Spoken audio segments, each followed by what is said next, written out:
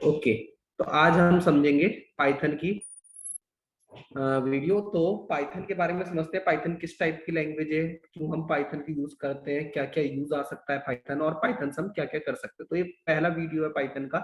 तो हम लोग एकदम स्टार्टिंग से समझेंगे सबसे पहले कि पाइथन है क्या और पाइथन की डेफिनेशन क्या है। तो अगर मैं डेफिनेशन निकालूं पाइथन की, तो पाइथन की डेफिनेशन क्या बनेगी। तो सपोज अगर आपको कोई आइडिया भी नहीं है किसी भी प्रोग्रामिंग लैंग्वेज का, तो भी बहुत सिंपल है। सपोज एक स्टेटमेंट लिखता हूं मैं x इक्वल टू 10, और एक स्टेटमेंट लिखी सपोज मैंने इंट x इक्वल टू 10। अभी के लिए अपन को डीप में नहीं जाना है कि क्या इंट का मतलब, क्या इसका मतलब है, बस एज अ डेफिनेशन पर्पस मैं इस चीज को बता रहा हूँ और डेफिनेशन निकालूंगा। बाकी हम आने वाली वीडियो में एक एक चीज पढ़ेंगे, क्या होता है इंट, क्या होता है, ये सारी चीजें। लेकिन अभी के लिए हम डेफिनेशन निकालने के लिए हम इसका यूज कर रहे हैं। तो इसका नॉर्मल अगर हम इसका मतलब समझे, तो नॉर्मल सी लाइन स्टेटमेंट लिखी हुई है x equal to 10। x equal to 10 का मतलब क्या, अगर नॉर्मल आप मैथमेटिक्स में बात करोगे, तो नॉर्मल मैथमेटिक्स में इसका मीनिंग होता है कि 10 कोई वैल्यू है, उसमें x में पुट कर दी है ना। और कुछ भी लिख सकते हो, कुछ भी पुट कर सकते हो, x में कोई नॉर्मल वैल्यू 10.5 वो पुट कर दी है। तो ये नॉर्मल मीनिंग है मैथमेटिक्स में। तो यही मीनिंग हमारा यहाँ प्रोग्रामिंग में भी होने वाला है। प्रोग्रामिंग में हम इस एक्स को बोल देते हैं वेरिएबल। तो वेरिएबल का मतलब क्या होता है कि किसी भी चीज में किसी भी वैल्यू को स्टोर कराना, तो उसके लिए एक वेरिएबल की जरूरत पड़ती है। उसको प्रोग्रामिंग में हम लोग वेरिएबल बोलते हैं। आप नॉर्मल मैथमेटिक्स में इसमें x equal to value put करते हो। और यहां पर क्या स्टेटमेंट लिखी हुई है कि एक्स में जो वैल्यू पुट है वो इंट टाइप की है। इंट का मतलब होता है इंटीजर डेटा टाइप। अब क्या होता है डेटा टाइप, तो हम सब सारी चीजें पढ़ेंगे आगे डिटेल में। तो इंटीजर का मतलब कि जो हम non floating non decimal value जो पुट कर सके उसको बोलते हैं इंटीजर। अभी के लिए क्लियर। फिर तो एक स्टेटमेंट मैंने लिखी इंट एक्स इक्वल टू 10, एक स्टेटमेंट लिखी एक्स इक्वल टू 10, फिर एक स्टेटमेंट लिखी मैंने एक्स इक्वल टू 10.5। तो ये भी मेरी सही है, ये भी सही है, और ये भी सही है, क्योंकि नॉन डेसिमल वैल्यू पुट करिए। अगर एक स्टेटमेंट मैंने यहां लिख दी इंट एक्स इक्वल टू 10.5, तो ये स्टेटमेंट क्या हो जाएगी हमारी, रॉन्ग स्टेटमेंट हो जाएगी। क्यों? क्योंकि हमने अभी क्या देखा कि ये किस टाइप का डेटा टाइप है, इंटीजर टाइप का। और इंटीजर का मतलब क्या होता है, सिर्फ हम नॉन डेसिमल वाली वैल्यू पुट कर सके। तो अब डेफिनेशन हमारे सामने है पाइथन की, हमें कोई भी रटने की जरूरत नहीं है। हम क्या करेंगे, यहाँ से डेफिनेशन निकाल लेंगे। तो देखो किस तरीके से यहाँ से डेफिनेशन बनाता हूं मैं।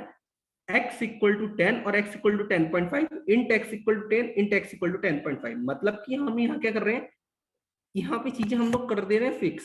किस तरीके से फिक्स कर रहे हैं कि हमने बोला कि ये मेरा जो है ये इंट टाइप का ही वैल्यू लेगा, मतलब इंटीजर टाइप का वैल्यू लेगा। तो ये हमने क्या करा, चीजें फिक्स कर दी हमने। और जिस चीज को फिक्स करते हैं उसे नॉर्मल इंग्लिश स्टेटमेंट है, हम उसको स्टैटिक बोल सकते हैं, है ना। और यहाँ पे क्या करा हमने, चीजों को अनफिक्स करा। अनफिक्स मतलब हम किसी भी तरीके की वैल्यू डाल सकते हैं, चाहे डेसिमल वाली वैल्यू डालें चाहे बिना डेसिमल वाले। और जो चीजें हमारी अनफिक्स होती हैं उसको हम नॉर्मल इंग्लिश स्टेटमेंट है, डायनेमिक बोल सकते हैं। तो इस तरीके से जो हम कोड करते हैं वो आपकी अदर्स लैंग्वेजेस होती हैं, जैसे सी हुई, जावा हुई, और भी अदर लैंग्वेजेस जो होती हैं वो इस तरीके का सिंटेक्स फॉलो करती हैं। और इस तरीके से जो हम कोड करते हैं वो आपका होता है पाइथन। तो अब अगर आप डेफिनेशन निकालो, तो डेफिनेशन ये बोलेगी पाइथन की, Python is a dynamic type high level programming language. और जावा की डेफिनेशन निकालोगे या सी की, तो ये सारी लैंग्वेजेस कैसी हैं, Java is a static type high level programming language. तो अभी के लिए हमने खाली कहीं से देख के हमने पढ़ा नहीं, रटा नहीं, हमें इन दी बैकग्राउंड रीजन पता है कि क्यों ये डायनेमिक टाइप है और क्यों ये स्टैटिक टाइप है। अगर इसकी बात करें पाइथन की, अभी के लिए हम पाइथन पे फोकस कर रहे हैं, तो पाइथन की बात करें तो पाइथन क्यों है dynamic type, because as a programmer हमको क्या करने की जरूरत नहीं है, डेटा टाइप देने की जरूरत नहीं है, पाइथन ऑटोमेटिकली उसको कंसीडर करने वाला है। और यहाँ अगर इन कंपैरिजन टू जावा से इसका कंपेयर करें, तो जावा में क्या है, एज अ प्रोग्रामर आपको डेटा टाइप देने की नीड है। तो बाय डेफिनेशन क्लियर कि पाइथन किस टाइप की लैंग्वेज है, dynamic type high level programming language है। और जावा कैसी लैंग्वेज है हमारी, static type high level programming language है। अब अगर हम थोड़ी सी हिस्ट्री की बात करें, तो पाइथन जो डेवलप हुई थी हमारी, वो हुई थी 1991 में डेवलप, जिनको डेवलप करा था गाइडो व्हेन रूसम जी ने इनको डेवलप करा था पाइथन को, और आज की डेट में पाइथन जो वर्क करती है वो माइक्रोसॉफ्ट के अंडर में वो काम करती है। आज की डेट में जो पाइथन काम करती है वो माइक्रोसॉफ्ट के अंडर में काम करती है। ओके, तो अब हमने एक चीज तो समझ ली कि पाइथन कैसी लैंग्वेज है, डायनेमिक टाइप प्रोग्रामिंग लैंग्वेज है। अब एक चीज और, एक टर्म और होती है कि पाइथन को हम बोलते हैं, पाइथन को हम बोलते हैं, पूरी डेफिनेशन देखेंगे तो इंटरप्रेटर बेस्ड लैंग्वेज। तो इसकी पूरी डेफिनेशन निकल के आती है हमारी, Python is dynamic type interpreter based high level programming language. अगर कंपैरिजन करें किसी और लैंग्वेज से, सपोज जावा से इसका कंपैरिजन करें, तो जावा को बोलते हैं हम कंपाइलर बेस्ड लैंग्वेज। तो इसकी पूरी डेफिनेशन बोलते हैं हम, Java is a static type compiler based high level programming language. अब एक टर्म और आई हमारे सामने, कंपाइलर एंड इंटरप्रेटर। क्या मतलब होता है कंपाइलर का, क्या मतलब होता है इंटरप्रेटर का? तो अगेन यहाँ पे भी हम समझते हैं, देखो सबसे पहले एक चीज होती है, जब भी हम प्रोग्रामिंग करते हैं और कोडिंग करते हैं तो उसमें हमारी एक चीज मायने रखती है कि कंप्यूटर जो अंडरस्टैंड करता है वो बाइनरी लैंग्वेज को अंडरस्टैंड करता है। अब क्या होता है बाइनरी लैंग्वेज का मतलब? बाइनरी मीन्स कंप्यूटर को एक ही चीज समझ में आती है, 0 और 1, जहां पे 0 का मतलब होता है फॉल्स और 1 का मतलब होता है ट्रू। इसके अलावा उसको कुछ समझ में नहीं आता। इस बाइनरी लैंग्वेज को मशीन लेवल लैंग्वेज में कन्वर्ट करना बोल देते हैं। तो आप जब भी जावा का प्रोग्राम रन करते हो तो रन होने से पहले वो होता है compile. Compile means machine level language में कन्वर्ट होता है, आफ्टर दैट ये रन होता है आपका प्रोग्राम। और अब मतलब समझे इंटरप्रेटर का, तो इंटरप्रेटर का मतलब होता है आपका डायरेक्टली प्रोग्राम रन टाइम पे ही क्या होता है, मशीन लेवल लैंग्वेज में कन्वर्ट होता है। तो पाइथन जो करता है वो डायरेक्टली आपको प्रोग्राम को रन करता है और उसी टाइम पे वो मशीन लेवल लैंग्वेज में कन्वर्ट करके रन कर रहा होता है कोड को। और जावा क्या करता है, वो आपको पहले कंपाइल करता है, एक अलग से कंपाइलर देता है, वहां पे कंपाइल करो अपने कोड को, फिर वापस से उसको रन करो। तो अब हमें ये भी समझ में आ गया कि जावा किस टाइप की लैंग्वेज है और पाइथन किस टाइप की लैंग्वेज है और क्या क्या काम कर सकते हैं हम इससे। अब अगर आप डेफिनेशन की तरफ मूव करोगे तो अब आपको डेफिनेशन क्लियर होगी। नहीं तो आप क्या करते हो, तुरंत जाते हो गूगल से पढ़ते हो, लेकिन हमें उसका मतलब नहीं समझ में आता। अब अगर मैं गूगल पे दिखाऊं आपको पाइथन की डेफिनेशन, तो अब आपको एक एक लाइन समझ में आने वाला है। अगर मैंने सर्च करा पाइथन डेफिनेशन, तो पहली लाइन बोल रही है पाइथन इज अ इंटरप्रेटेड, जो अभी हमने समझा। ऑब्जेक्ट ओरिएंटेड अभी थोड़ी देर के लिए छोड़ देते हैं, अभी समझेंगे क्या होता है। फिर आगे लिखा high level programming language with dynamic semantics. तो हमने इंटरप्रेटर का मतलब समझ लिया, डायनेमिक का मतलब समझ लिया। और अब अगर आप इसे वैसे देखते तो आपको सिर्फ एक लाइन लिखी रहती और जिसको आप रट रहे होते हैं। तो अब आपको पता होगा डायनेमिक का मतलब क्या होता है और इंटरप्रेटर का मतलब क्या होता है। अब बात करते हैं ऑब्जेक्ट ओरिएंटेड का मतलब क्या होता है। उससे पहले मैं आपको एक चीज बताना चाहूंगा, हम जितनी भी लैंग्वेजेस पढ़ते हैं उसका हमारे कुछ ना कुछ रिक्वायरमेंट होगी, तभी वो लैंग्वेज आज के टाइम में डेवलप हुई है। वरना इतनी सारी लैंग्वेजेस आई हैं, मैं कुछ के नाम लिखता हूँ, जैसे कि सी लैंग्वेज आई है, C++ लैंग्वेज आई है, जावा लैंग्वेज है, पाइथन है, और भी बहुत सारी लैंग्वेजेस हैं। ये कुछ के नाम मैंने लिखे हैं। तो अगर एक अकेले सी से काम हो जाता तो इतनी सारी लैंग्वेजेस आने की कोई नीड होती ही नहीं। तो कुछ ना कुछ तो इसका ड्रॉबैक रहा होगा, जो C++ और जावा और लैंग्वेजेस आती रही मार्केट में। तो हमारे पास टोटल जो है 4 कैटेगरीज होती हैं। इन 4 कैटेगरी में से एक ना एक कैटेगरी में वर्ल्ड की सारी लैंग्वेज फॉल करती हैं। तो मैं चारों कैटेगरी के एक बार नाम लिखता हूं। सबसे पहली कैटेगरी होती है हमारे पास जिसका नाम होता है function oriented programming language. Number second category होती है हमारे पास object oriented programming language. Number third category होती है हमारे पास स्क्रिप्टिंग प्रोग्रामिंग लैंग्वेज। और लास्ट कैटेगरी होती है हमारी मॉड्यूलर प्रोग्रामिंग लैंग्वेज। हमारे पास टोटल 4 कैटेगरी है और जिसमें से वर्ल्ड की सारी लैंग्वेज किसी ना किसी एक कैटेगरी में फॉल करती है। तो अगर हम बात करें पहली कैटेगरी की फंक्शन ओरिएंटेड की, बहुत डीप में पढ़ेंगे हम क्या होता है फंक्शन ऑब्जेक्ट, लेकिन अभी के लिए बाय डेफिनेशन पर्पस आपको पता होने चाहिए कौन सी लैंग्वेज किस लिए बनी है और कहाँ मूव कर रही है। तो अगर आपने कभी तो सी का कोड देखा ही होगा, अगर आप कभी प्रोग्रामिंग सीखने की कोशिश करी हो और यूट्यूब वगैरह गूगल पे गए हो चेक कराओ, तो कभी इस तरीके से आपने कोड लिखा हुआ देखा होगा। इंट मेन करके लिखा रहता है और यहाँ पे कुछ लाइनें लिखी रहती है, लास्ट में रिटर्न लिखा रहता है। और रिटर्न कैसे कराते हैं हम, इन टाइप की वैल्यू, तो इन टाइप की वैल्यू हम रिटर्न करा देते हैं। तो ये कुछ नहीं है, ये सी लैंग्वेज में फंक्शन बनता है। सी लैंग्वेज में इसको बोलते हैं हम एक फंक्शन बनाना। तो जो सी लैंग्वेज डेवलप हुई थी आपकी, उसके पीछे मोटो ये था कि अगर आपको फंक्शन बेस पे कोई डेवलपमेंट करना है तो आप किसकी तरफ मूव कर सकते हो, सी लैंग्वेज की। तो आई थिंक सी लैंग्वेज का आपको मोटो पता चला होगा कि क्यों ये आई थी। अब बात करते हैं ऑब्जेक्ट ओरिएंटेड प्रोग्रामिंग लैंग्वेज की। ऑब्जेक्ट ओरिएंटेड प्रोग्रामिंग लैंग्वेज कौन सी लैंग्वेज होती है, जहां पे आपकी क्लास, ऑब्जेक्ट, इन सब टर्म का आई थिंक आपने नाम सुना होगा, इनहेरिटेंस, पॉलीमॉर्फिज्म, ये सारे जो ओवरलोडिंग, ओवरराइडिंग, बहुत कंसेप्ट्स होते हैं, ये सारे कंसेप्ट्स जो लैंग्वेज फॉलो करती हैं उसको बोलते हैं हम लोग ऑब्जेक्ट ओरिएंटेड प्रोग्रामिंग लैंग्वेज। तो आपकी जो सी प्लस प्लस और जावा है वो क्या करती हैं, इन दोनों कंसेप्ट्स को अच्छा खासा फॉलो करती हैं। और अगर आपको ऑब्जेक्ट से रिलेटेड कोई भी डेवलपमेंट करना है, क्लास ऑब्जेक्ट से रिलेटेड, तो आप इन लैंग्वेज की तरफ मूव कर सकते हो, सी प्लस प्लस एंड जावा। अब मैं यही नहीं कह रहा कि खाली सी प्लस प्लस और जावा है, अदर लैंग्वेजेस भी है। मैं अभी के लिए आपको कुछ लैंग्वेजेस का एग्जांपल देके बोल रहा हूँ। अब मैं बात करता हूँ नेक्स्ट कैटेगरी की, which is scripting programming language. क्या होती है स्क्रिप्टिंग का मतलब? लाइक आप किसी वेबसाइट पे मूव करते हो, तो आप उस जब वेबसाइट पे विजिट करते हो तो आपको क्या मिलता है, कुछ ना कुछ कंटेंट लिखा हुआ मिलता है, और वो कंटेंट किसकी फॉर्म में रहता है, स्क्रिप्ट की फॉर्म में रहता है। तो उसको जब आप वेबसाइट पे उस स्क्रिप्ट को डाल रहे हो, तो उस वे से जो कोडिंग करते हैं उसको बोलते हैं स्क्रिप्टिंग। तो आपकी एक लैंग्वेज यूज होती है स्क्रिप्टिंग के लिए, जिसका नाम है जावा स्क्रिप्ट, जिसके नाम के पीछे क्या है, जावा स्क्रिप्ट। तो अगर आपको स्क्रिप्टिंग बेस पे कोई भी डेवलपमेंट करना है तो आप किसकी तरफ मूव कर सकते हो, जावा स्क्रिप्ट की तरफ।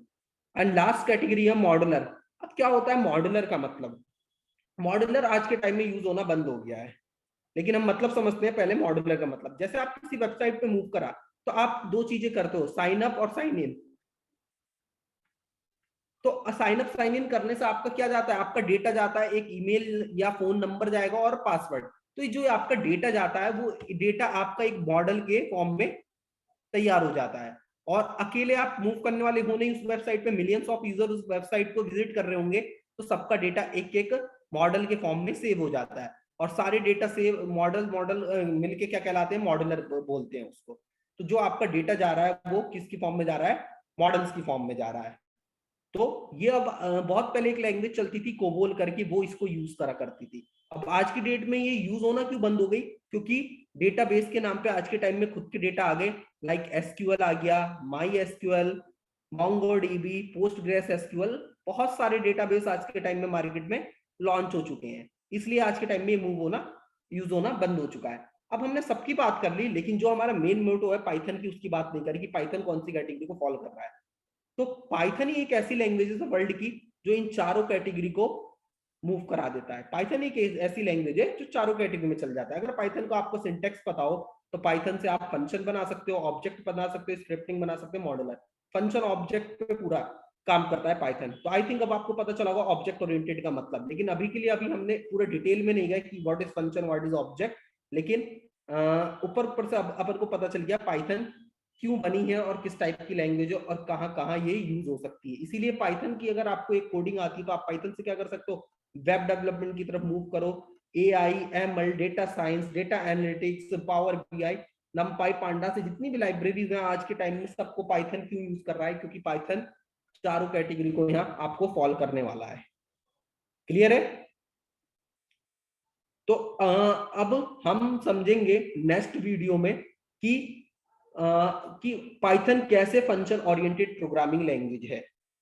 हाँ, नेक्स्ट वीडियो में ये समझेंगे पाइथन कैसे फंक्शन ओरिएंटेड प्रोग्रामिंग लैंग्वेज है। लेकिन अभी के लिए हम थोड़ा सा सिंटेक्स अगर लिख के देख लें पाइथन का, अगर अपने एडिटर पे, तो देखो मैं लिख के दिखाता हूं आपको। मैं सपोज कोई सा भी एक फोल्डर खोलता हूं,